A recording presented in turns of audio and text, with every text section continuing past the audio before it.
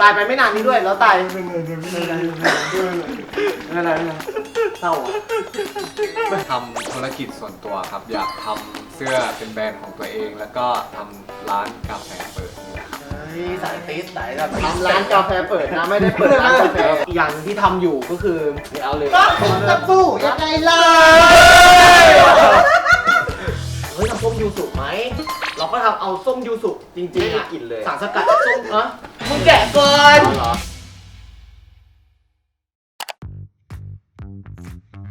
สวัสดีครับ สวัสดีครับ วันนี้ก็มาเจอกันอีกครั้งในช่อง Peace to Face นะครับ ครับผม วันนี้เรามีอะไร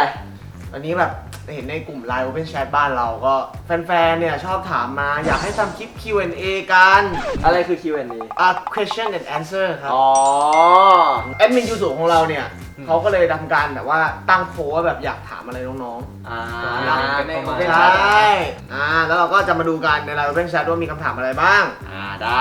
ครับขอเชิญแอดมินยูสุนะครับหรือยูสุคือยังไงแล้วแบบดีค่ะสวัสดีครับสวัสดีทำไมไม่ดูแลผมจริงสูเลยอะ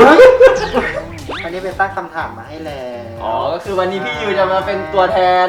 แฟนคลับใน Open Chat แฟนคลับจาก Open Chat เนี่ยพี่ก็จะเปิดเป็นแชทให้เห็นเลย วันนี้เราจะเลือกมา10คำถามแต่ว่าแฟนคลับอ่ะถามกันมาเยอะมากแต่เราจะเก็บเอาไว้ไป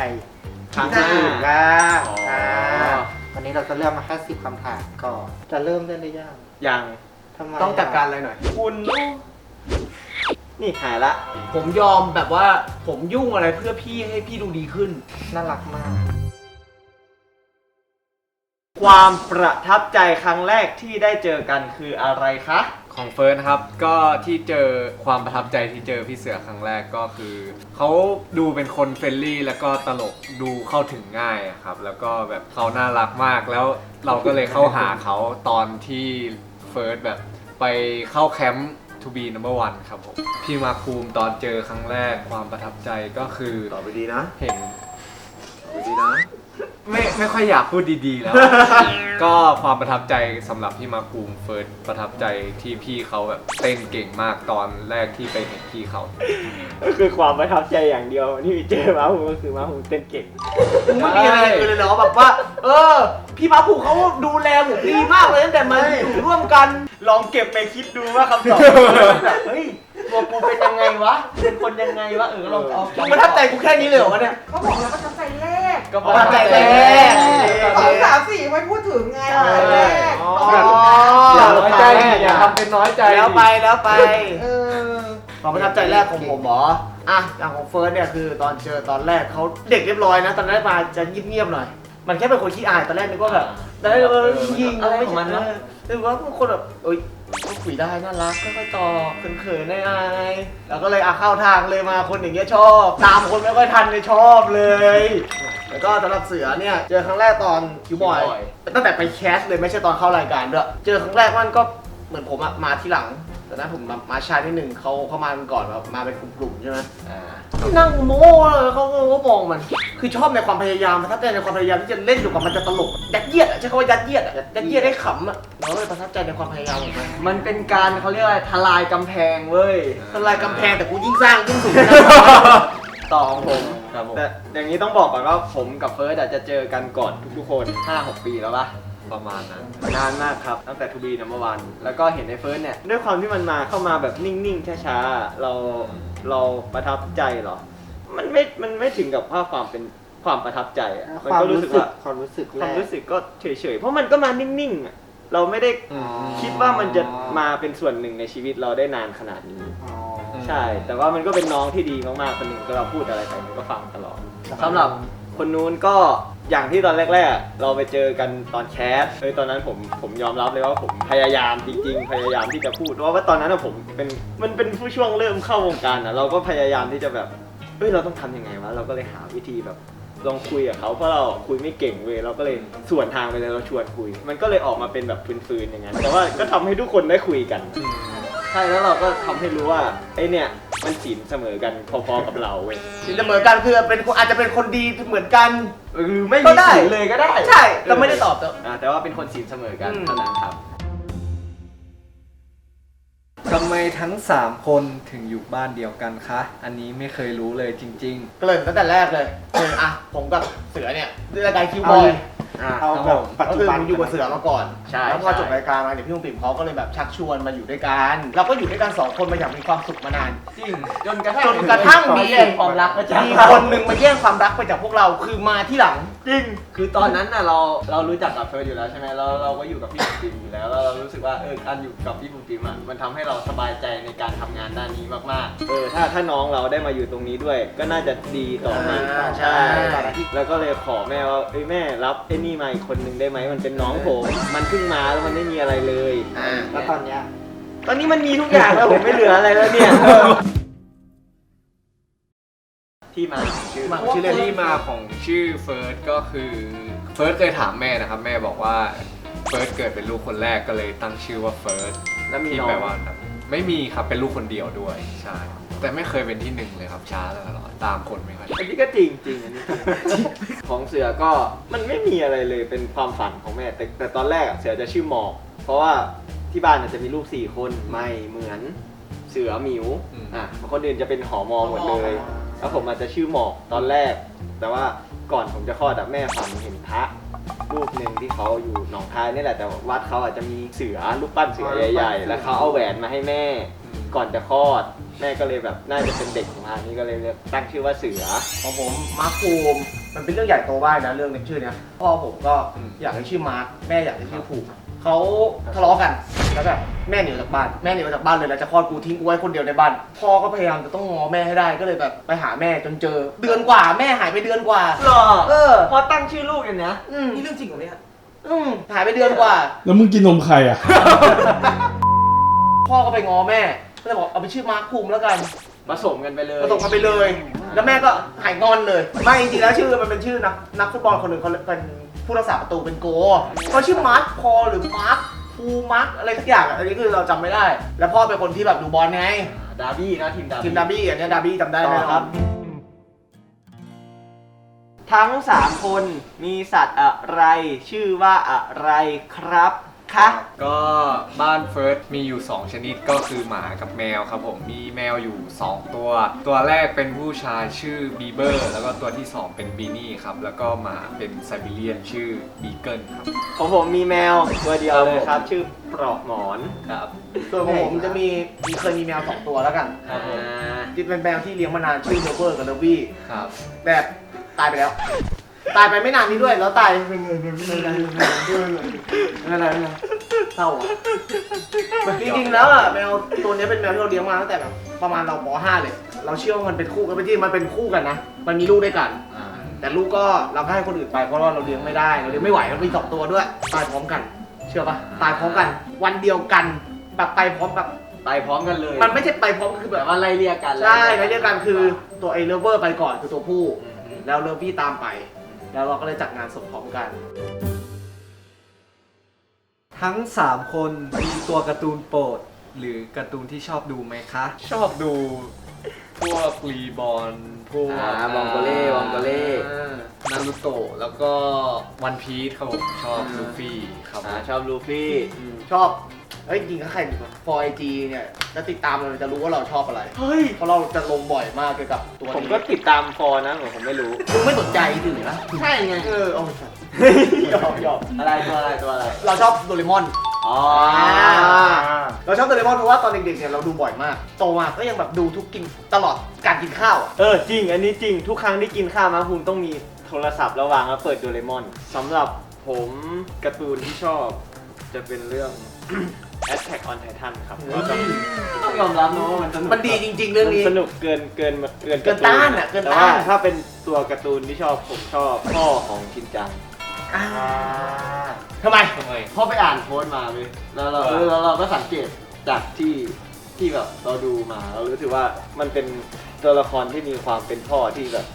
น่ารักที่สุดในโลกเลยอะสำหรับผมอะ What song do you like the most I mean you listen to it almost every day เพลงที่ชอบที่สุดฟังบ่อยๆ ทุกวัน ทุกวัน ช่วงนี้เหรอครับ ช่วงนี้เฟิร์สชอบฟังเพลงของมัสเกตเทียครับ Musketeer เพลงก็ดีเพลงก็ดี ช่วงนี้ฟังเพลงไกลครับผม มันใกล้เกินกว่าที่จะ ไม่ใช่ ถ้าเป็นเพลงผมชอบเพลง Talking to the Moon ของบูโนมา Talking to ใช่ the แล้วนักร้องก็เป็นบูโนมาด้วยนั่นแหละ ถ้าเป็นผมตอนนี้ผมชอบเพลง The Simple Things This is the thing but Thing thing to to you you เพลงนี้คือชอบมากเลยเรารู้สึกว่ามันเป็นเพลงที่แบบฟังสบายเลยรู้สึกว่าเปิดตอนเช้าแล้วมันแบบ มันฟังได้เรื่อยๆ ฟังได้ตลอด ฟังเพลิน สิ่งที่คนชอบเข้าใจผิดเกี่ยวกับตัวเอง เรื่องที่คนอื่นเข้าใจผิดก็น่าจะเป็นเคยมีคนมาทักว่าเฟิร์สเป็นทอมครับใช่ หน้าเขาหวานหน้าเขาหวาน ใช่ ตอนที่โดนทักครั้งแรกเราก็แบบตกใจว่าเฮ้ยใช่เหรอวะเราหน้าเหมือนทอมขนาดนั้นเลยเหรอเราก็ไปส่องกระจกดู ไม่เห็นจะเหมือนเลยพี่ว่าเหมือนไหม คล้ายๆคล้าย ขนาดนั้นเลย ๆผมก็โดนเป็นเรื่องปกติยิ่งเราผมยาวก็ปกติ มีคนคิดว่าผมรวยครับ แต่ความจริงแล้วก็คือรวยจริง ถ้ารวยจริง ๆ แล้วมันจะบอกว่าเป็นเรื่องเข้าใจผิดหรือเปล่า ก็ไม่รวยแบบไม่ได้รวยขนาดนั้นหมายถึงแบบการแต่งตัวอะไรอย่างเงี้ยไม่ใช่ช่วงนี้หรอกมันเป็นช่วงตอนมัธยม ใช่แบบเพื่อนก็คิดว่าเรารวยแต่ว่าเราไม่ได้รวยอะไรเลยเราก็ปกติของเรา ๆสิ่งที่เข้าใจผิดเกี่ยวกับผมส่วนใหญ่ น่าจะเป็นคิดว่าผมเป็นคนที่แบบยิงชอบดึงนู่นนี่นั่นเวลา ชอบ เจ ดึงยิงเมื่อกี้ก็ดึงขา ดึงหน้า ผมอยู่สระน้ำเลย เขาชอบคิดว่าผมอะยิงเจอแบบเพิ่งเจอกันครั้งแรกอะไรอย่างเงี้ย ถ้า3คนได้เล่นหนังซีรีส์หนังหรือซีรีส์แต่ละคนอยากเล่นหนังหรือซีรีส์แนวไหนครับ ถ้าได้เล่นนะ ความฝันของเสืออะคือได้เล่นหนังเว้ยเราไม่เกี่ยงพล็อตเรื่องนะแต่เราแบบพูดว่ายังไงอยากแบบประสบความสำเร็จด้านการแสดงอะหนังที่มันแบบมันจะส่งเราไปถึงรางวัลได้อะแต่ละแนวอะผมชอบแนวคอมเมดี้แต่ว่าเราเล่นคอมเมดี้ไม่ค่อยเก่งแต่ว่าเราพัฒนาได้ครับสำหรับผู้จัดคนไหนก็ เสือสามารถทำได้ครับ ก็สำหรับเฟิร์สถามว่าอยากเล่นหนังหรือซีรีส์แนวไหนก็ตอนนี้ก็ได้เล่นซีรีส์ไปแล้วก็รู้สึกว่าคิดไม่ถึงว่าจะมีคนชอบ แล้วก็เราก็อยากได้บทบาทที่มันใหม่ที่ไม่ใช่แบบบทบาทเดิมกับเราอยากแบบพัฒนาตัวเองให้ก้าวต่อไปใช่อยากให้พัฒนาการแสดงของตัวเองให้ดีขึ้น ก็อยากเล่นแบบที่ต่อเล่นนะที่เป็นคนเด็กออทิสติกใช่อยากเล่นเป็นแนวนั้นใช่ครับ ผมอยากเล่นซิทคอมเราเป็นคนชอบดูเรารู้สึกว่าแบบอย่างเช่นแบบเป็นต่อเราแบบตั้งแต่แบบบ้านนี้มีรักหรืออะไรอย่างเงี้ยเรารู้สึกว่ามันสนุกอะแล้วเราชอบมากเรารู้สึกว่ามันเป็นอะไรอย่างหนึ่งที่ผมว่ามันไม่ได้ง่ายนะสำหรับการเล่นซิทคอมอะมันต้องมีจังหวะที่แบบที่มันบางอย่างมันไม่ได้สอนกันได้อะ ใช่ใช่ มันเป็นเซนส์ที่แบบเราต้องมีอะสำหรับผู้จัดซิทคอมนะครับขอบคุณมากครับยังไงก็ฝากฝากตัวด้วยนะครับ ลองดูครับผมเอาไปสักตอน2 ตอนถ้าไม่ชอบค่อยเอาออกก็ได้ครับ แต่ถ้าชอบก็ไปต่อครับ โควิดระบาดรอบนี้ทั้ง3คนทำอะไรกันบ้างคะเบื่อไหมหรือมีกิจกรรมอะไรทำในแต่ละวันไหมคะ หาเกมใหม่ๆเล่นแล้วก็ชอบดูซีรีส์ครับผมแล้วก็เวลาว่างตอนเย็นๆก็จะชอบไปออกกำลังกายครับผม ดีกว่าแต่หุ่นยังไม่ดีเท่ากูนะ จริงจริงจริงของเสือนะครับสำหรับในช่วงโควิด ก็จะเป็นการเตรียมตัวดีกว่า เป็นการเตรียมตัวตัวเองก็คือเราเวิร์กช็อปเพื่อที่จะรอเล่นซีรีส์เรื่อง You Are My Sky ไปดูกันด้วยนะครับทุกคน ของผมตอนนี้ช่วงโควิดที่ผ่านมา ครับผม ที่โควิดระบาดไปก็ เป็น ก็เลยเป็น ก็เลย ต้อง ไม่ ไป เบื่อเลย กักตัวอยู่บ้านก็เล่นเกมอะไรอย่างเงี้ยมีสตรีมบ้างสตรีมเกมบ้างนิดๆหน่อยๆแล้วก็แต่งเพลงตอนนี้คือตอนนี้กำลังทำเพลงซุ่มทำเพลงก็รู้สึกว่ามันเป็นอะไรที่ทำแล้วแบบเป็นสไตล์เราชอบ ใช่ มันเป็นตัวของเราเองทำเพลงเป็นแนวเราอะไรอย่างเงี้ย ข้อที่10 ข้อสุดท้าย ถ้าทั้ง3คน อืม ไม่ได้เข้ามาในวงการไม่ได้เป็นนักแสดงจะทำอะไรพี่เป็นคนเลือกเองพี่เป็นคนเลือกให้เองอยากรู้ สำหรับเฟิร์สถ้าไม่ได้เป็นนักแสดงทำธุรกิจส่วนตัวครับ อยากทำเสื้อเป็นแบรนด์ของตัวเอง แล้วก็ทำร้านกาแฟเปิดนี่แหละครับ เฮ้ยสายติดสายแบบ ทำร้านกาแฟเปิดนะไม่ได้เปิดร้านกาแฟ เปิดร้านกาแฟ ร้านกาแฟว่ะ ร้านกาแฟ นี่กูฟังมันผ่านที่กูไม่ได้แบบ ทำร้านกาแฟเปิด ไม่น้องว่าเป็นกาแฟแบบเปิด เปิด เป็น แบ แบบ บโอ เปิด เพ โอเพ น น เป็นแบบไม่มีแอร์แบบบรรยากาศธรรมชาติ มันกาแฟเปิด สำหรับของเสือนะครับ ถ้าไม่ได้ทำจริงๆความฝันของเสืออยากเป็นสจ๊วต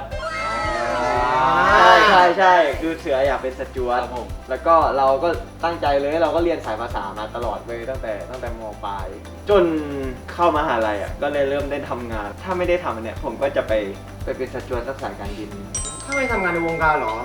ก็คงจะเป็นธุรกิจส่วนตัวเหมือนกัน เพราะว่า อ่า จริงๆเราเป็นคนที่ชอบทำแบบ คือเคยมันเป็นอะไรตั้งแต่เด็กแล้วรู้สึกว่าเราอยากทำอะไรขึ้นมาสักอย่างเราอยากเป็นเจ้าของอะไรสักอย่างหนึ่งอย่างกางหมูนะก็ลองทำดูแบบอยากลองทำอะไรอย่างนี้ ลองกินฮะตอนนี้ยังไม่ได้กินเลย ลองทำดู ลองทำ ดูเฉยๆอีกอย่างหนึงที่ทำอยู่ก็คือ เอาเลย ก็เป็นสบู่ยังไงล่ะ ถือผลิตภัณฑ์นะครับขอหน่อยครับ นี่มันอะไรกันครับเนี่ย นี่ครับ ก็ตอนนี้กำลังทำสบู่อยู่ อ๋อสบู่อ๋อยูสุนี่ดีเจยูสุคือคนนี้เลย ผมซื้อตัวไปแล้ว อ่า ผมซื้อตัวไปแล้วเพราะว่านี่จะเป็น ว่าอายไหม นี่จะเป็นแอดมินของผมนะ ที่จะคอยตอบแชท คือตอนเนี้ยเราก็ทำสบู่นี้ขึ้นมา แล้วก็น่าคิดค้นกันว่า เอ้ยจะทำกลิ่นอะไรกันดีว่าทำกับเพื่อน ก็เลยแบบเฮ้ยทำส้มยูสุไหม เราก็ทำเอาส้มยูสุจริงๆ ไม่ อะ ได้กลิ่นเลย สารสกัดจากส้มมึงแกะก่อน เหรอ ก็เราก็ใช้สารสกัดจากส้มยูสุจริง ๆ เลยจากญี่ปุ่น ขอชื่อแบรนด์ด้วยค่ะ แบรนด์ชื่อว่า Bill Bell นะครับผมยังไงก็ฝากด้วยครับผม นี่ก็จะเป็นสองคนนี้ก็จะเป็นพรีเซนเตอร์ของแบรนด์ผมนะ ใครบอกผมไม่บอกคุณตอนไหน เอาค่าตัวไหม เอาอ่ะ ตามนั้นสบู่ที่ทำมาจากน้ำมันมะพร้าวเลย อ้าวแล้วเมื่อกี้บอกทำจากส้ม น้ำมันขึ้นสบู่มาจากน้ำมันมะพร้าว อ๋อใช้ไขมันน้ำมันมะพร้าว ใช่ก็จะทำให้แบบ ผิวนุ่ม ผิวรักผิวกระจ่างใสมากขึ้น กระจ่างใส แล้วก็มีกลิ่นหอมมากจริงๆอันนี้อยากขายเรื่องกลิ่นเลยคือกลิ่นดีจริงๆเราก็เคยแบบใช้ผลิตภัณฑ์อะไรที่แนวนี้ขึ้นมารู้สึกว่าใช้แล้วมันแบบมันดีอ่ะเราก็เลยแบบทำขึ้นมาบ้าง อ่า ยังไงก็ฝากด้วยนะครับผม ไอ้อย่างนี้เป็นสบู่ที่ใช้ถูทั้งตัว ใช่ถูทั้งตัว เขาเรียกว่าอะไรฟูลบอดี้ ฟูบอดี้ ใช้กับ แต่ใช้หน้าไม่ได้ ก็คือเราไม่ได้ผลิตขึ้นมาเพื่อ ใช้ ใช้ กั กั บบ ห ห น้า น้า เพราะว่าหน้ามันบางกว่าส่วน ใช่ อื่น เรามาใช้ผลิตกับที่บริเวณตัวมากกว่า แต่ก็จริงๆ ใครเขาไม่มีใครใช้สบู่ถูตัวพร้อมกับหน้าหรอก ใช่ เราไม่ได้ทำอันนั้น อันนี้คือที่ตีฟองช่วยให้แบบเวลาเราถูแล้วเรามีแบบ texture ที่มากขึ้น จริงๆก็จะแถมตะข่ายตีฟองมาในทุกถุงเลย เอ้ย ทุกกล่องเลย นะฮะ ถ้าใครสนใจเนี่ยก็สามารถฟอร์มาได้ที่ IG Bill Bell Official นะครับผม แล้วก็สามารถแอดไลน์ Official มาได้ เดี๋ยวขึ้นให้ครับ ใช้วันนี้สะอาดชาติหน้าครับ ใจครับผมทุยQ&A ตอนนี้ก็ครบ10คำถามแล้ว จบกันไปแล้ว ใช่อาจจะมีพาร์ท2พาร์ท3พาร์ท4พาร์ท5ตามมาเดี๋ยวค่อยว่ากัน ก็อยู่ที่คอมเมนต์ อยากรู้เรื่องอะไรอีกก็คอมเมนต์กันเข้ามา อยากให้พวกเราทำอะไรก็เมนต์ ใช่ ก็อย่าลืมกดกระดิ่ง กิ๊ง ไล กิ๊ง ค์ กิ๊งกิ๊งกิ๊ง กดซับสไครต์ก็อย่าลืมอ่ะมันมีปุ่มไหนให้กดหมดเลยครับกดไว้ให้หมดดิสไลค์กดไลค์ด้วย ยกเว้นปุ่มติดไลค์กับปุ่มรีพอร์ต แล้วก็อย่าลืมเหมือนที่บอกว่าคอมเมนต์มาอยากให้เราทำอะไร ใช่ครับ สำหรับวันนี้ ก็ ลาไปก่อน ขอลาตัวไปก่อน ลาตัวไปก่อน ครับ ไปเลยไป ลาตัว ขอลาตัวไปก่อน